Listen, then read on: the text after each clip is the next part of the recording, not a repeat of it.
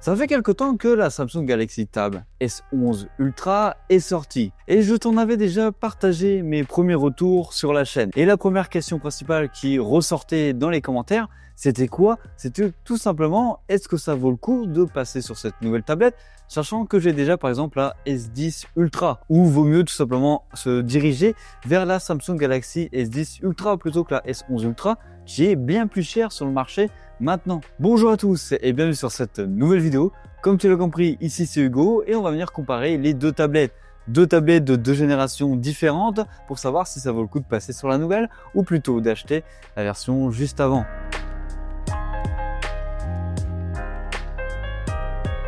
Bien sûr, comme d'habitude, n'hésite pas à t'abonner et à liker pour voir ce genre de vidéos à l'avenir de plus en plus sur la chaîne. Alors pour entrer dans le vif du sujet directement, le prix actuel de la S11 Ultra sans promotion quelconque, c'est 1340 €. Ça commence à partir de ce prix-là. La S10 Ultra, elle, tu peux la retrouver autour des 936 € selon les revendeurs en neuf. Et en occasion, tu peux la retrouver autour des 700 €, même voire moins de temps en temps. Donc maintenant qu'on sait les prix actuels au moment où je tourne cette vidéo, on peut continuer sur le comparatif. Niveau design, ils partagent toujours la même philosophie de Samsung, c'est-à-dire un appareil dédié à la productivité massive, mais en étant ultra mince. Les deux tablettes ont des designs pratiquement similaires, ça se joue à quelques détails près. Par exemple, la caméra à l'arrière, les bouches de sortie pour les haut-parleurs qui changent un petit peu, ou encore par exemple l'encoche devant qui change. Pour une petite raison bien particulière, ne t'inquiète pas, on en reparle un petit peu après dans la section caméra. Après, tu pourrais me dire, ouais Hugo, est-ce que les tablettes ont une dimension différente entre elles? Est-ce qu'il y en a une qui est devenue plus fine?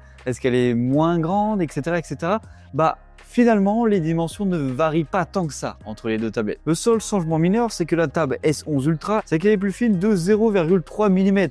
Donc, pratiquement aucune différence au toucher. À côté de ça, la S11 Ultra est quand même un petit peu plus légère, entre 28 et 33 grammes selon la version. Et les seules différences, c'est pratiquement tout. Les autres différences que tu pourras observer, c'est si tu prends le clavier avec, car on n'a pas du tout la même fixation, ou encore à peu près la même inclinaison qui n'est pas du tout la même une fois dépliée ou une fois mis en format PC. À côté de ça, les dimensions des deux tablettes, c'est pratiquement la même chose. Ça se joue vraiment à rien du tout. Les deux tablettes sont résistantes à la flotte, c'est les mêmes normes. Et le carénage, c'est la même chose. Mais à côté de ça, Samsung a choisi de faire un énorme compromis, une énorme impasse sur le S Pen sur sa tablette. Samsung a dû retirer des composants du châssis de la S11 Ultra pour qu'elle soit amincie. C'est-à-dire que tu as l'emplacement de charge sans fil du S Pen situé à l'arrière sur la S10 Ultra qui a complètement disparu. Et là, tu vas me dire, Hugo, c'est tout à fait normal car le S Pen, lui, ne fonctionne plus en Bluetooth. Donc oui, tu l'as compris, sur la S11 Ultra, on perd l'une des plus grosses fonctionnalités du S Pen. Donc en gros, tu perds des fonctionnalités avancées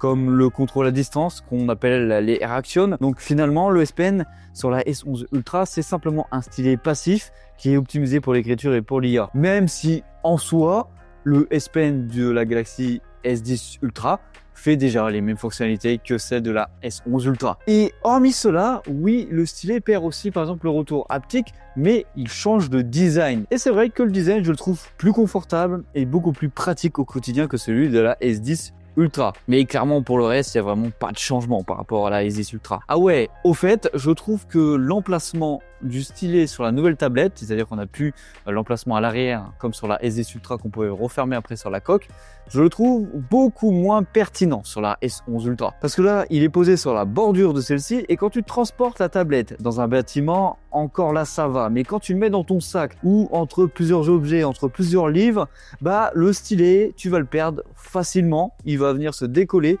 et tu vas devoir le chercher dans le sac. Et c'est même possible de le perdre sans le faire exprès, en bougeant ta tablette d'un bureau à un autre, en touchant sans le faire exprès un mur, hop, le stylet il tombe et t'as complètement zappé que le stylet est parti. Tu peux le perdre beaucoup plus facilement et ça je comprends pas pourquoi. Les mains à l'arrière c'était excellent. Sur la face avant, on va le dire direct, les deux écrans ils sont magnifiques, c'est un plaisir de les utiliser.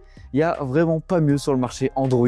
Les deux tablettes sont équipées d'un écran dynamique AMOLED 2X, tous deux de 14,6 pouces. Oui, c'est une grande taille par rapport à beaucoup de tablettes ou même des PC, mais c'est ultra pratique pour le multitâche et le montage vidéo par exemple. Les deux ont la même résolution de 1960 par 1848 pixels, offrant un ratio de 16 dixièmes. Et les deux écrans supportent aussi le taux adaptatif de 1 à 120 Hz.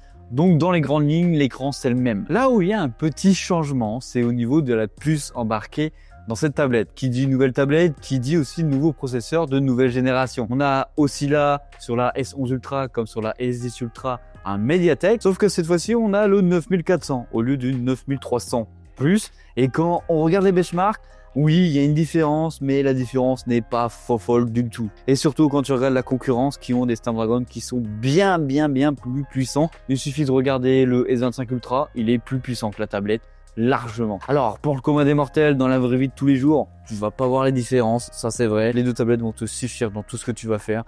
Là, il n'y a pas de problème. Et les deux tablettes supportent la même norme Wi-Fi 7. Alors, au niveau batterie, si tu as pu regarder les chiffres, tu pourrais te dire qu'on n'a pas une énorme différence. On a seulement 400 mAh de différence entre les deux produits, soit 11 200 pour la S10 Ultra ou 11 600 pour la S11 Ultra. Mais ce qu'il ne faut pas oublier entre les deux tablettes, c'est le changement du processeur, ce qui te permet d'avoir une meilleure gestion de l'autonomie sur la S11 Ultra, donc d'avoir une meilleure autonomie. Mais ne t'attends pas à un truc de fou entre les deux. Oui, tu gagnes des heures d'autonomie dans ta journée, mais ne t'attends pas à une journée de plus. De plus, les deux tablettes ont une recharge filaire de 45 watts, mais la Galaxy Tab S11 Ultra, de ce que je vois, elle recharge quand même beaucoup plus vite que la S10 Ultra. Niveau photo, si tu veux avoir un gap de photos entre les deux ou même en vidéo, il n'y a pas de différence de fou entre les deux, car c'est clairement la même config sur les caméras externes, c'est-à-dire un 13 et un 8 mégapixels. Le seul changement, c'est la disparition du deuxième capteur selfie, ce qui est bien dommage, je trouve, pour les vidéos en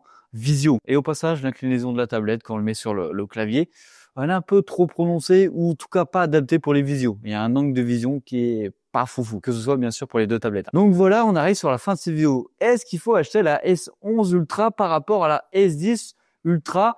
La réponse, ça va être claire et nette. Non, ça vaut pas le coup, surtout quand tu regardes les prix actuellement. Car pour moi, la S10 Ultra, c'était carrément une tablette vraiment très aboutie. Et là, la S11 Ultra, elle n'apporte pas énormément de choses en plus par rapport à la S10. Franchement, elle apporte pas vraiment beaucoup de choses. Là-dessus, je veux bien avoir ton avis en commentaire. Au passage, comme d'hab, tu as toujours les liens d'affiliation en description si tu veux acheter l'une de ces deux tablettes. Ça soutient la chaîne, c'est super cool. Gros cœur sur vous. C'était Hugo sur la chaîne Gigatop, comme d'hab. Allez, bisous.